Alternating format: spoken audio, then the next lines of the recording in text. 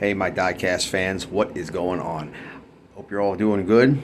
I hope you're also staying cool. This is a hot summer. I don't know where you live, but down here in Florida, I can tell you it's hot enough outside to melt some rocks. All right, let's get into this. So, you third generation F-body guys, which includes my own self because I really like these, you're going to love this video. You may remember in a prior video, I mentioned I was eyeballing a Greenlight Firebird Trans Am, specifically a Trans Am GTA. And I got this in a little while ago, and this is a 1989 Trans Am GTA by Pontiac. Manufacturer is Greenlight.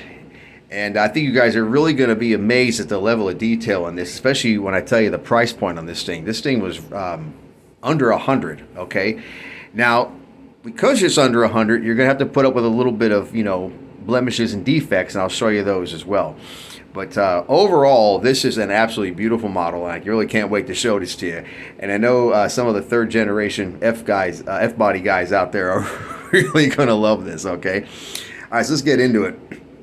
So there were quite a few different color choices.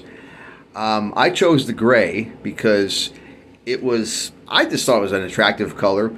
And it was also cheaper than some of the other colors. There was also a dark red, a bright red, a white, and a black.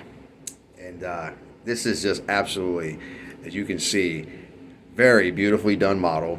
Okay, I'm just going to kind of show you the exterior details for now. So we got our little extra gills up here for breathing. That was a hallmark of the GTA, as were these right here. GTA's also had these beautiful BBS style cross-lay spoke wheels. Some models had them the gold tint like this is, and some had them where they're just the aluminum. And you see we got our little gold tint Firebird right here. And then out back we got, I call them the kind of dotted taillights. These taillights are like dotted segments, all put together as one. Now you notice you don't have that full unbroken full width tail lamp like you did in some prior years, but it's still sharp looking.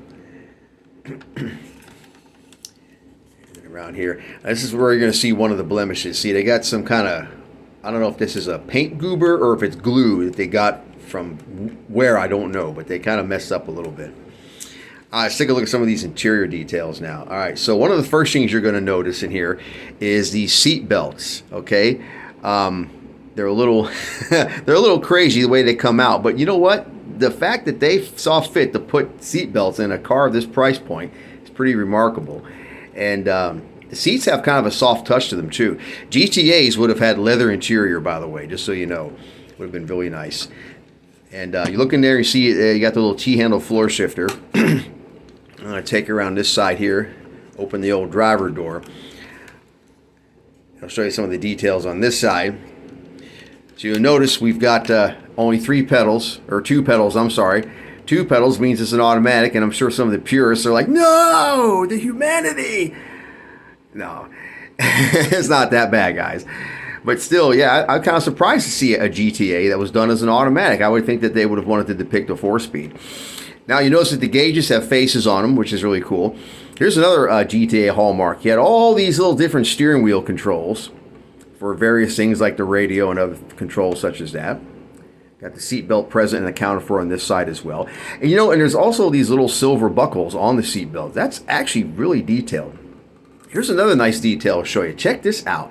It's got not only does it have an overhead console detailed in there, but look at that. They got a matching headliner. I mean, for this price point, guys, that is really cool. I got to tell you, that's exciting to see that. It's got this really nice interior details. The seats are really replicated well. I like that. All right, we're going to close the doors up, and I'm going to open up the hatch and also the hood. Let's do the hatch here. All right, so you see back there, this was a Firebird hallmark. They had this little extra deep divot down here, and then this level here. And then you could also, oh wow, look at that. Now see, I didn't even know you could do that. You can flip those seats up. That is really cool. Oh my goodness.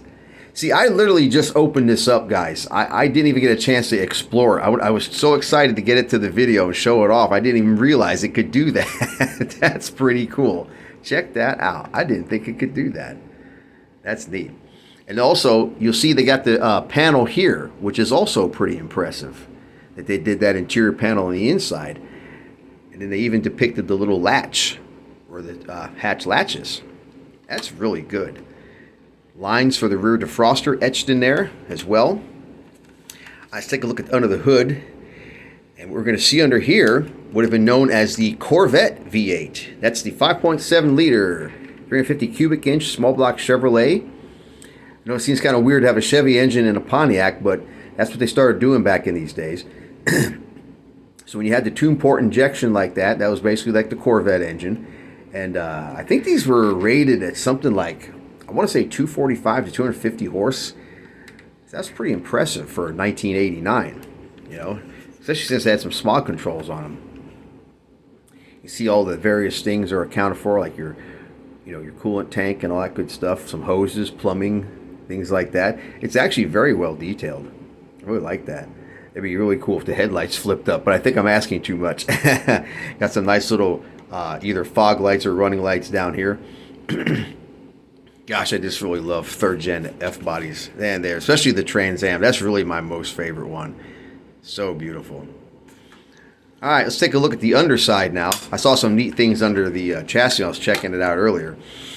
All right, so we got our, see, it's an automatic, so I think that we're using a 700 R4 in these days. Squeezing the exhaust through one converter. But then it branches out into this dual outlet muffler with these tips here. Muffler is very small. It's a low restriction one. Now this is an interesting thing. I didn't realize that the Trans Ams had this. So in addition to your rear stabilizer bar, there's also this track arm here too.